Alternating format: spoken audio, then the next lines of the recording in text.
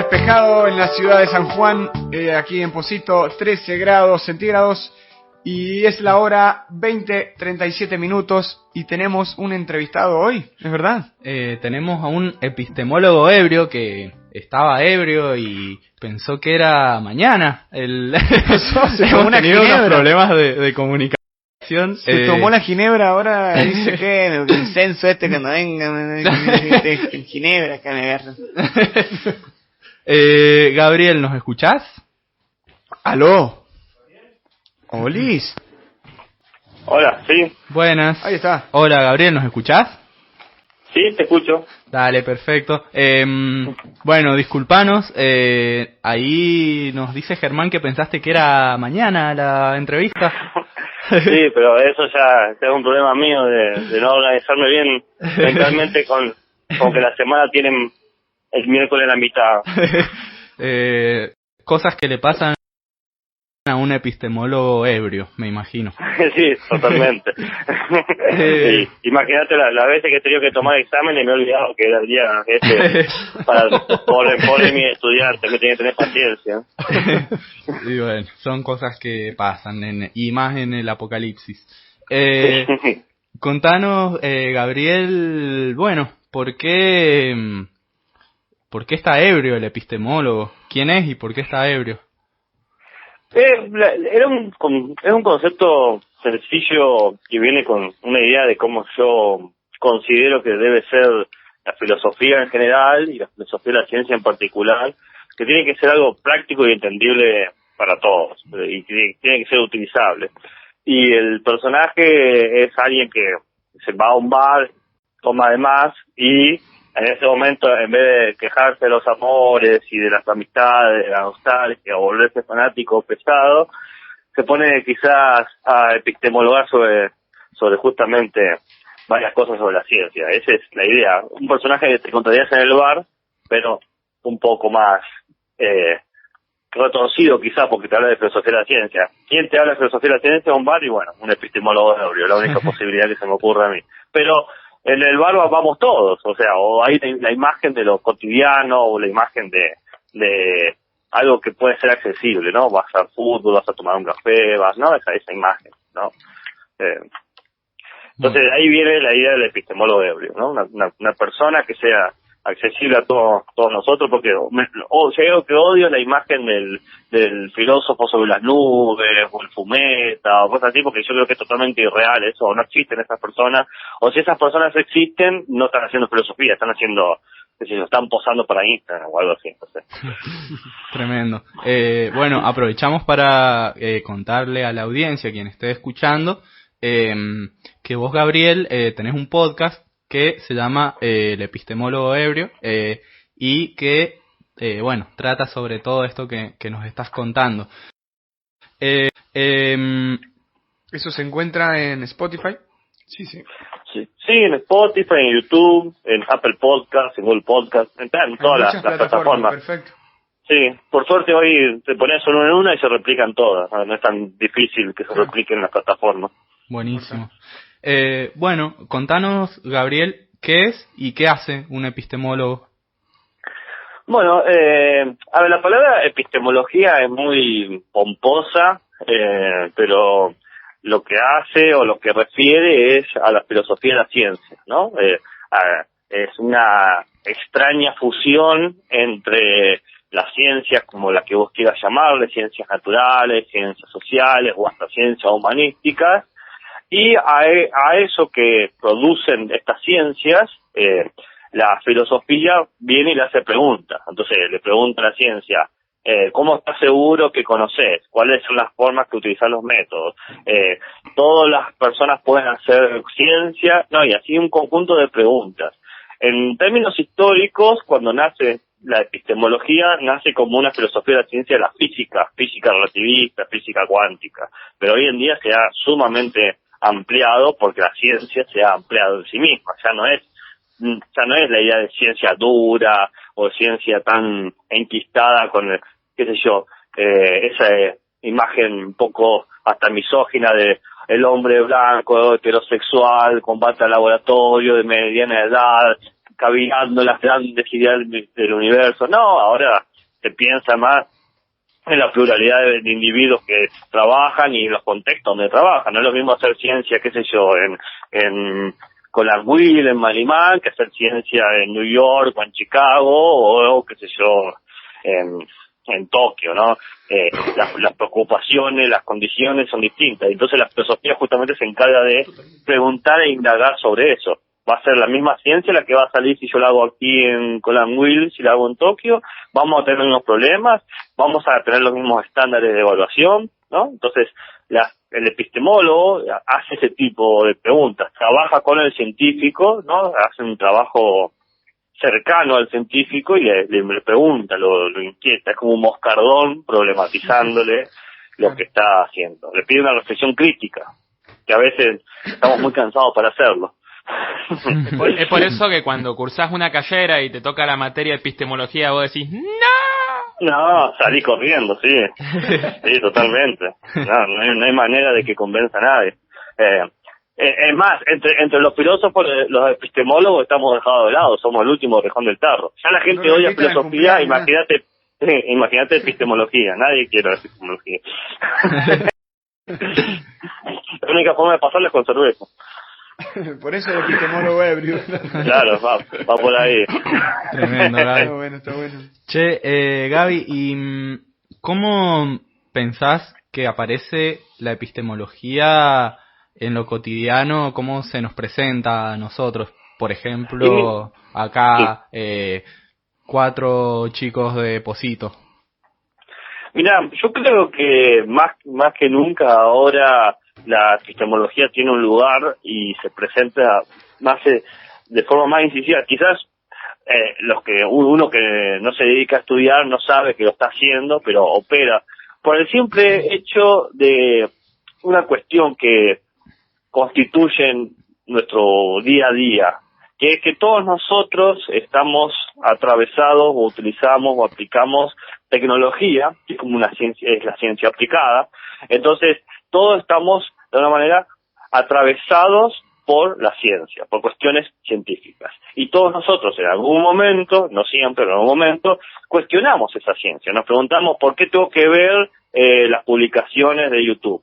¿Por qué tengo que aceptar las cookies? ¿No? Y todo ese tipo de preguntas que uno empieza a hacerse son preguntas, en el fondo, epistemológicas, porque preguntan, ¿qué es necesario hacer para tener esta tecnología, o para tener este conocimiento técnico, o para tener este conocimiento científico? Claro, que uno en el día a día, a lo sumo, se termina enojando y patea la computadora, pero es el principio de la reflexión filosófica o epistemológica, si quieren decirlo, sobre la ciencia. Entonces, yo creo que en cualquier lugar donde nos enojamos y preguntamos por qué a mí, o cualquier universo de la ciencia, inclusive post pandemia, la mayoría estamos vacunados, entonces ya estamos atravesados por el conocimiento científico y ha habido un intenso debate sobre qué vacunas, cuántas vacunas, cuáles son las mejores, etcétera. Entonces, todas estas cuestiones que nos estamos preguntando siempre, es una labor epistemológica. Quizá no la sistematizamos porque, bueno, no tenemos tiempo, ni ganas o energía, pero es epistemología. Claro, digamos que de alguna forma, y más en una época en la que tenemos tanto bombardeo de información, tanto acceso, ¿viste? A que te llega un mensajito, un WhatsApp, una cadena, o que abrís el celular y te salen un montón de cosas. Sería epistemológico preguntarse de dónde vienen y si son reales y... ¿Eso? Nos ayuda de alguna manera a construir un conocimiento que se acerque, ¿no?, más a lo real, a lo verídico, ¿no? Sí, es realmente un problema. Mira, justo ha tocado un tema que, y esto ya viene de la disciplina filosófica, a los que dedicamos a la filosofía siempre nos da un poquito de escozor, pero porque somos así hinchabolsillos, el pensar en la realidad, porque decís, es muy difícil definir la realidad, y hablamos quizás de evidencias, de experiencia del mundo que más o menos estamos todos de acuerdo, en el sentido común que se construye, pero fuera de esa tontería que tiene que ver más, quizás una charla entre 4 giles que estudiaron a Kant, lo interesante de lo que me estás planteando, me parece a mí, que es lo que hacia dónde va tu pregunta, es el hecho de que nuestra realidad se constituye con eso. O sea, nosotros hoy en día nos cuesta mucho pensar otras formas de ser si no es a través de celular, etcétera, ¿no? Entonces, pensar un mundo fuera de eso establece que parte de la ciencia se ha convertido en nuestro sentido común. El conocimiento de la ciencia se ha convertido en nuestro sentido común. Y seríamos quizás malos hasta ciudadanos si no ponemos en crítica el sentido común, porque mayormente la historia nos ha enseñado que el sentido común no siempre tiene razón, ¿no? Hace años el sentido común te decía que, qué sé yo, que había dos géneros y hoy claramente entendemos que no es así, ¿no? O que hablaba de superioridades de raza y sabemos que el concepto de raza es totalmente inadecuado, ¿no? Entonces, el sentido común siempre aparece de una manera imponiéndote una forma de ver el mundo, pero esa imposición tiene prejuicios, sesgos, entonces es un buen momento para hacer esas preguntas. O bueno, me parece a mí, ¿no? Qué mejor momento que este, de donde la ciencia es sentido común, para hacer filosofía de la ciencia. Hace años convenía hacer filosofía de las religiones, en el medioevo el negocio era ese. Tremendo. Bueno, Gaby, y entonces, ¿qué sentido tiene para vos pensar la epistemología frente al fin? ¿Frente a qué? Al fin, en el fin del mundo. Bueno. Bien. Es interesante. Es la pregunta porque, bueno, nosotros tenemos la premisa del fin es nuestro programa, o sea, nosotros siempre, este es el último programa de radio, así que te preguntamos ya y te metemos en este compromiso. No, me parece genial.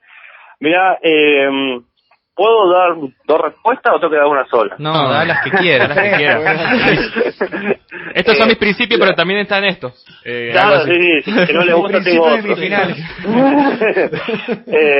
La primera es, digamos, hago una respuesta más ñoña, o para satisfacer la parte epistémica, que tiene que ver con que hoy en día hay varias corrientes de filosofía de la ciencia que están pensando en una idea de límite o de fin o de periferia, ¿no? Como un cierto corte o acabose.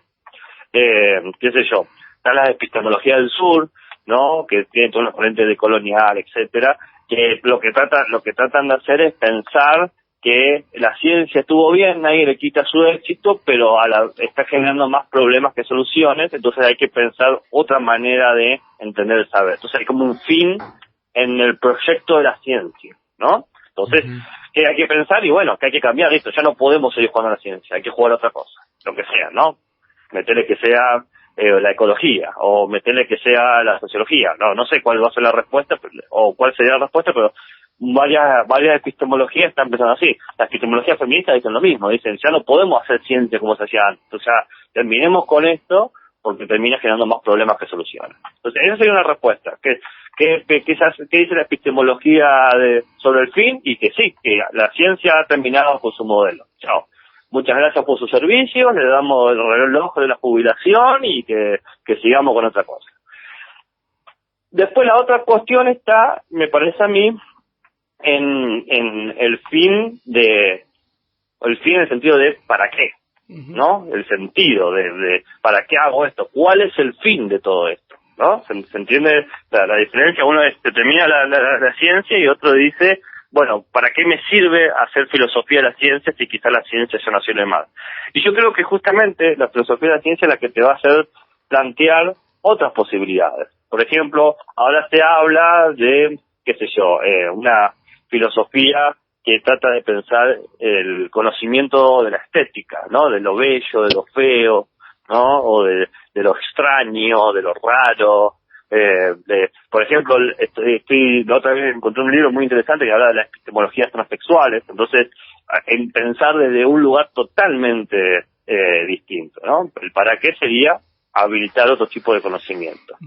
Y personalmente, esto es una tercera respuesta, yo creo que la filosofía sirve para que seamos menos idiotas, perdón, no sé si puede decir, básicamente eliminar nuestros prejuicios y aceptar mejor el mundo como se da, ¿no? Entonces el fin a lo sumo no es nada malo, que se destruya, que explote todo. ¿Para qué queremos tener las mismas cosas de antes? Sí, el mundo y la propia existencia de la vida no se dedica en sostenerse, sino en cambiar, ¿no? La propia evolución hace, bueno, listo, chao, que se vaya, muchas gracias, inclusive yo y quién sabe, hasta ustedes. ¿No? Claro, sí. Impresionante. Algo que Muy me bueno, queda, muy interesante. sí, muy interesante. Algo que me queda de esto es que la epistemología puede ser la causa del fin, pero también puede ser la salida del fin, ¿no? Sí, sí. La revelación. Dependiendo de quién le preguntes. Sí, estoy de acuerdo que por lo menos en su ambigüedad te da esos caminos. Yo preferiría pensar en la salida, ¿no? Mi opinión personal, ¿no?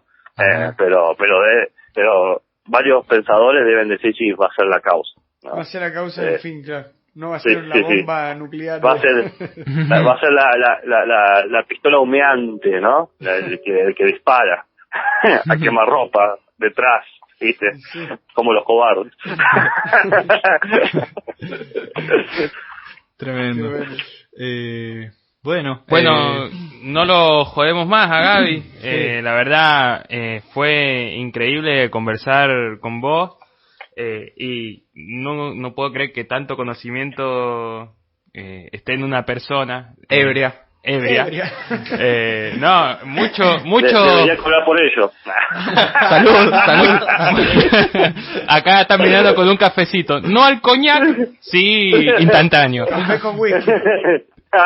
Tipo un café holandés.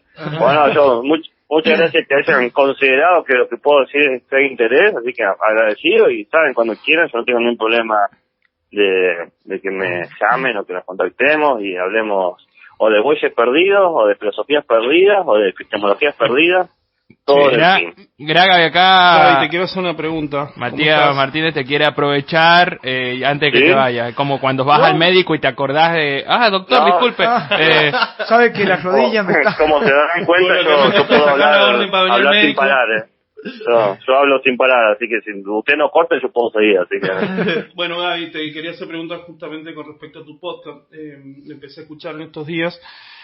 ¿Cuál de tus podcasts, porque le has hecho a distintas personas la redundancia, de distintos lugares no solamente de la Argentina, sino de Latinoamérica, cuál ha sido para vos el más interesante, que te ha dejado algo ahí resonando más de todo lo que has hecho, ¿no?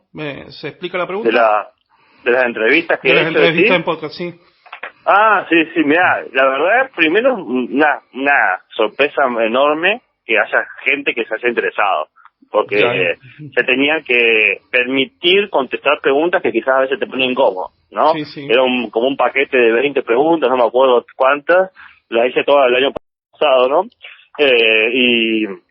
Y nada, de repente hubo como una treintena de personas de científicos con 2 doctorados encima, trabajando en lugares que voy a decir, wow, y totalmente abiertos a el análisis epistemológico. Así que eso ya habla un coraje en general de las personas, que dice, sí, me acepto, me acepto, y muchas veces porque lo creían importante. Está bueno que se pueda hablar sobre esto, ¿no? Y eso me parece muy loable. Y entre todas las cosas que de la gente que entrevisté y comenté, hay como 2 ideas que me quedaron.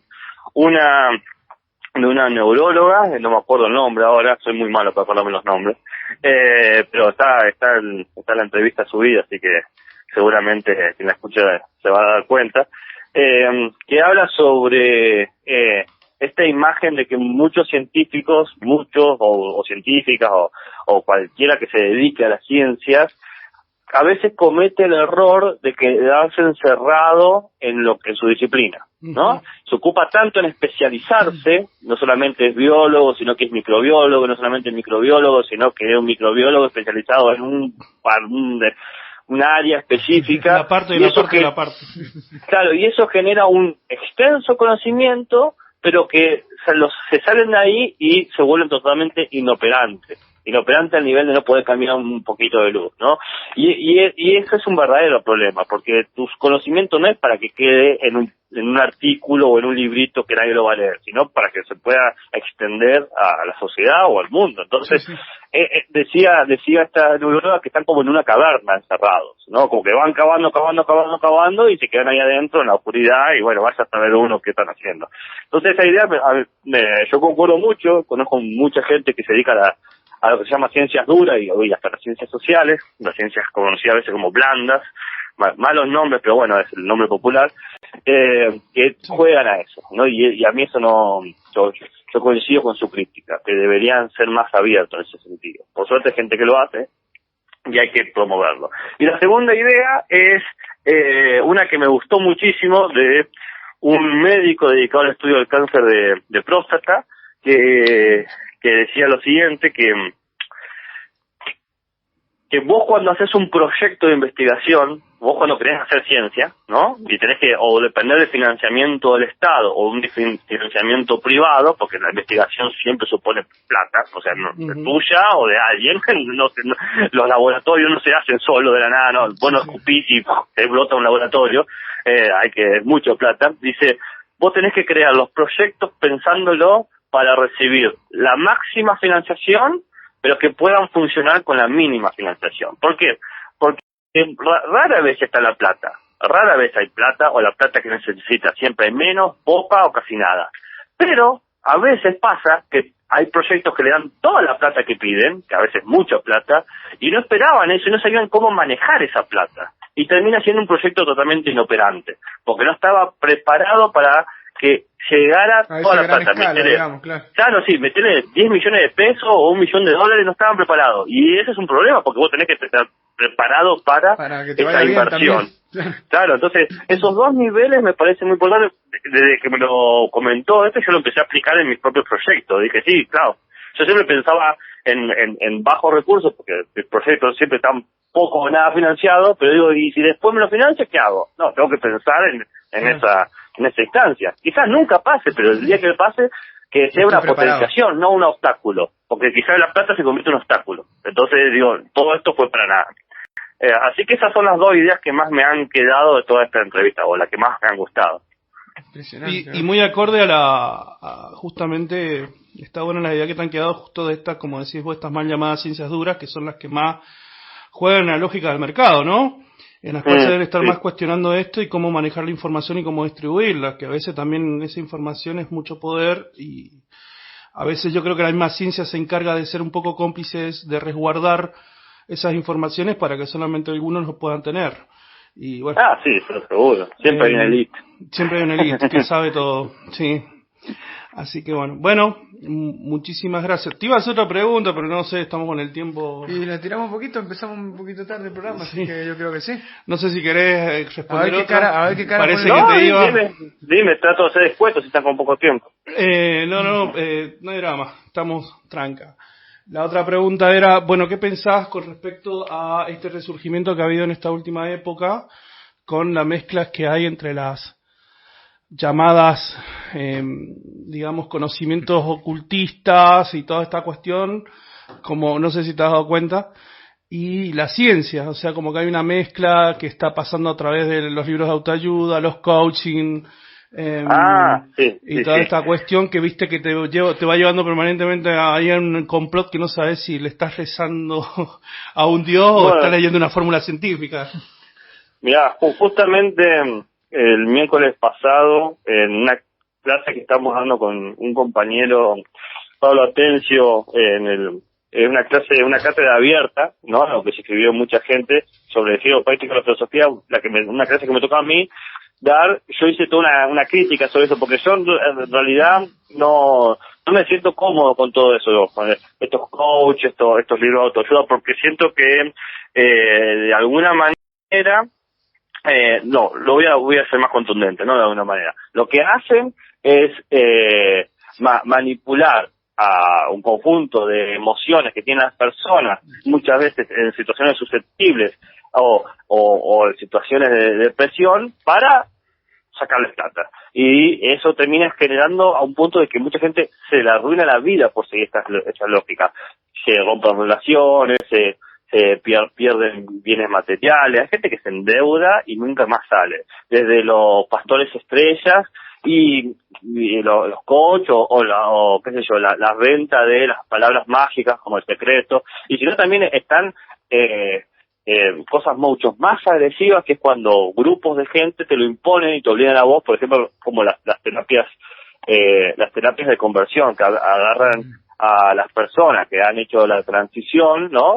Han hecho la transición y las obligan a retransicionar, lo cual es sumamente traumático, de una forma muy cruel. Y eso muchas veces se da porque opera una ideología sobre cosas que tienen base científica, ¿no? Sí, vos no podés de alguna manera, qué sé yo, suspender el tratamiento hormonal de una persona de la noche a la mañana porque ideológicamente no estás de acuerdo con cómo se autopercibe ese individuo. Pero esa gente existe, y existen acá en San Juan, no estoy diciendo existen allá en Estados Unidos, estoy pensando acá directamente.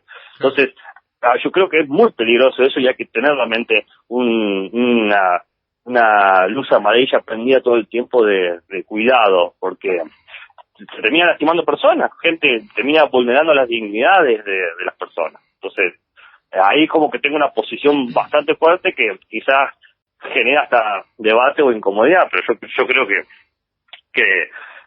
si existe un conjunto de conocimientos que lo único que hacen es producir sufrimiento, realmente están pensados para otra lógica, qué sé yo, una lógica de tortura, de crueldad, de usurpación, de usufructo, ¿no?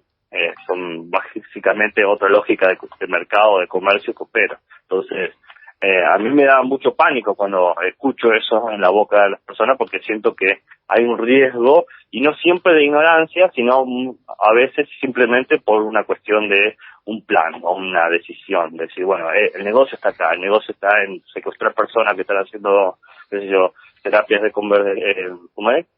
están en la transición y lo vamos a convertir de alto negocio, porque eso no te lo hacen gratis. Claro. entonces es muy cruel, es muy cruel. A mí me da mucho apuro eso, y más cuando me entero que acá en San Juan o en la zona de Cuyo existen varios centros de eso. Claro, impresionante, sí, Gaby. Buenísimo, Gaby. Nos piden si nos podés repetir el nombre del podcast, dónde lo podemos escuchar y cuándo pensás subir nuevo contenido, si es que tenés pensado hacer. Sí, el lugar central donde más subo es en YouTube, es el Epistemólogo Ebrio, aparece en YouTube, ahí porque no solamente subo los episodios armados como podcast, ¿no? Como el Epistemólogo Ebrio, sino que subo mis clases. Yo todas mis clases las subo directamente para que lo tengan los estudiantes, y muchas veces les gusta para repasar y eso. Entonces, como no quiero ocupar espacio, lo subo ahí. Pero también todo eso que subo también es en YouTube. Buenísimo. Llegaba un mensaje, dice... y los días. Sí. Todo, no tengo como un día. Los fines de semana subo lo del Epistemólogo Ebrio, pero después todos los días subo uno, cada 2 días subo otro, a veces subo 3 de entrada, no tengo un régimen así. No, como no vivo de eso, no es una cuestión que a mí me apasiona, pero no vivo de eso, entonces no es que digo, tengo que subir ahora porque tengo más vistas, no, los tengo y los subo, como tiene que ser. No, buenísimo. Llega un mensaje de Diego Garcés: excelente programa, amigos, excelente entrevista, muy buenas preguntas e increíble entrevistado, aguante Gabriel, dice Diego Garcés. Bueno, un antropólogo salvando a un epistemólogo. Todos ebrios. Hay una alianza ahí. Los invitados los dos al asado y no paran. No, tremendo, Gabriel. Ha sido una entrevista tremenda. Nos ha encantado. La verdad que es algo que no tenía idea y me ha encantado poder instruirme ahí un poco. Está bueno. Buenísimo. Escucha el podcast, capo. Sí, voy a escuchar el podcast. Hay que escucharlo, está bueno. Además, hay bastante material de distintas ciencias, está bueno eso. Sí. Bueno, muchas gracias, y saben que cuando quieran me pegan un llamado, por más que yo piense que es miércoles o jueves, y Dale. Ya sabes que los miércoles estamos nosotros. No vas a ver que los miércoles, no vas a ver, pero te vamos a llamar. Chao, Gabriel. Chao, Gabriel. Fuerte abrazo. Muchas gracias. Chao. Y estos son los Lelutier, la epistemología. Vamos, Lelutier, tanda y hablamos. La resistencia al análisis de este hombre tiene que ver con esta tesis sobre Mastro Piero que le han encargado. Me traje unos libros sobre Mastro Piero para ver si encuentro alguna pista. Por ejemplo, Cultura es todo, incluso Mastro Piero. Capítulo 5, Mastro Piero y la epistemología. La epistemología, como todos saben, es la rama de la filosofía que estudia el método científico. Cierta vez le encargaron a Mastro Piero una partitura para la solemne entrega del premio de epistemología de la Universidad de la Sorbona en París. Mastro Piero aceptó, pero por un equívoco su obra tuvo más repercusión que la esperada. Le habían encargado una obra para la Sorbona y Mastro Piero entendió para las hormonas. Y en vez de una obertura académica, compuso una cumbia en la que incluyó algunos nombres de filósofos y epistemólogos que le habían suministrado con el encargo. Luego de la sorpresa inicial del calificado auditorio, Mastro Piero fue reputado de inculto y de ese modo fue reputado por todos. Este error de Mastro Piero le cerró la puerta de los círculos filosóficos, pero le abrió un enorme prestigio en las bailantas. Sobre todo porque esa cumbia, Dilema de Amor, se convirtió en el gran éxito del popular grupo Los Brillantes.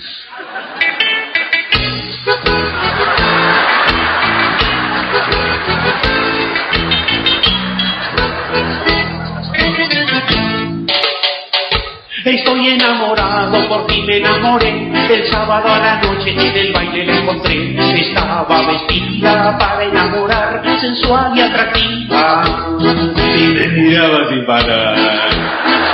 Y los jóvenes que atraen ya nada los detiene. Ustedes ya saben todo lo que viene. Salimos a bailar, la miré, me miró, Y el deseo culminante los atrapó. y mientras se movía, ¡Qué fascinante! para impresionarme, ¡Qué sugerente! se puso a hablarme ¡Qué excitante! de filosofía. ¡Qué interesante! De inmediato reaccioné y ahí mismo en la pista, la enfrenté y le pregunté si era aristotélica o tomista. La la la la la. No paramos de bailar, nuestros labios se atraían y empezamos a hablar de epistemología. Los jóvenes inventan palabras cada día, se ve que ahora lo llaman epistemología. Qué bonito mi amor, qué bonito mi amor, hacer cada día, invito los dos, la epistemología. Tocamos muchos temas de antropología, Y entonces hicieron la epistemología. del estructuralismo, del rumbo del arte y el existencialismo, de Kierkegaard a Sartre. Ella sacudía su estructuralismo, y hacía lo mismo con su antropología. Y hablando de Marquis, de Spengler y Lacan, llegamos a Erasmo de Rotterdam. Los jóvenes se aman con tanto entusiasmo que solo con hablar ya llegan al Erasmo y fueron a la cama. No, el amor no solo es ir con alguien a la cama, También se puede hacer el ciego en la ventana. me dijo que leía a Wittgenstein y que la enloquecía su epistemología. Yo que tú me cuidaría, yo nombro como a 12 con cualquiera que conoce a epistemología. Yo le dije que ese tipo solo quería quitar lo metafísico de la filosofía. No se puede estar amando metafísico nomás, ni estar a cada rato epistemologando. Me preguntó con cinismo si yo no concebía otra metodología que el materialismo. Ella criticaba tu metodología, pero tipo que veía se lo epistemologaba. Le dije que se fuera el pensamiento formalista, el idealismo subjetivo y atomista. La mandaste a mudar, la echaste sin piedad. No se debe aceptar la banalidad. Ya encontraré a otra con más afinidad. Epistemólogas hay muchas en la facultad. Nos has revelado otra realidad, nos has señalado el camino a la verdad. Vamos a cambiar esta vida vacía, vamos